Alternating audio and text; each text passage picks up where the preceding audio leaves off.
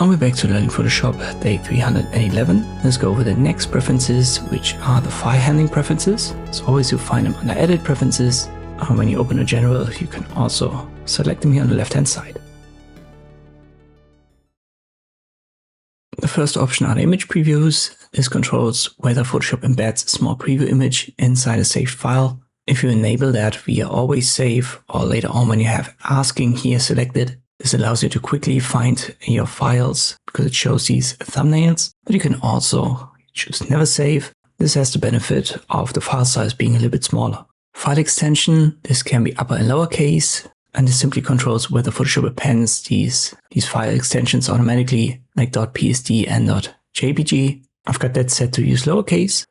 Default file location, you can choose where your files should be saved by default, which is usually a folder or the Creative Cloud. So the folder will be on your computer. I use the Creative Cloud. And then we have Save As to Original Folder. This forces the Save As to default to the same folder as the original file. I would have that checked so that you don't by accident save something in a random directory.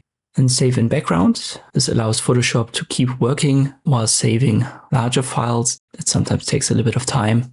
I would also advise you to have that checked. Automatically save recovery information and then you can pick the minutes via the dropdown.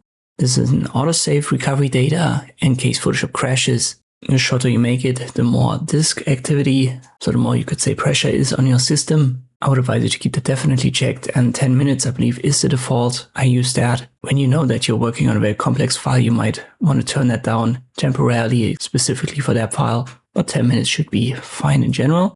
Then we have Enable Legacy Save As.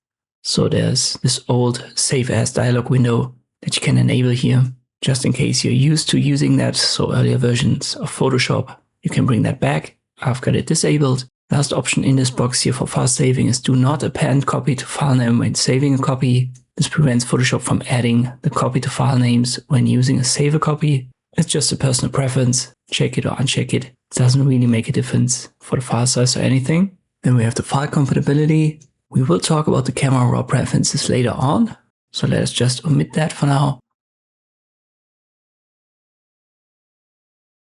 And we have a box for Prefer Adobe Camera Raw for supported RAW files. I've got that checked because this opens RAW photos in Adobe Camera Raw instead of directly in Photoshop. If you don't want that, uncheck it.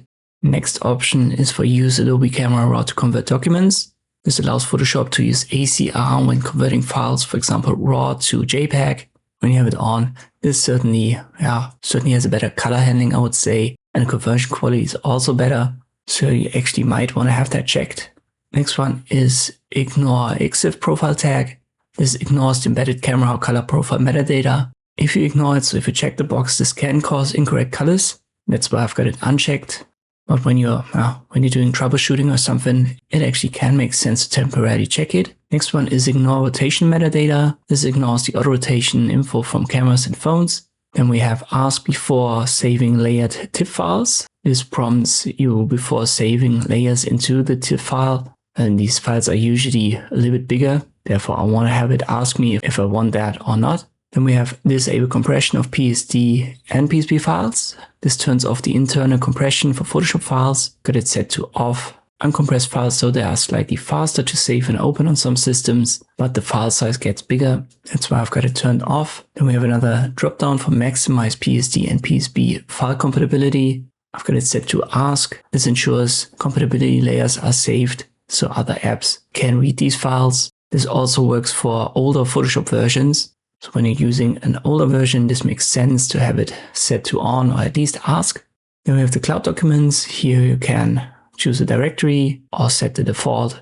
The default should usually be your username in the operating system on Windows or on Mac. At least for Windows, I know that.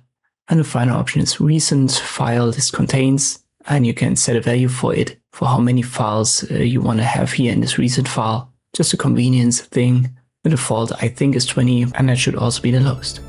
And that's all about the file handling preferences. I hope this video was helpful. Thank you for watching, and I'll see you next time.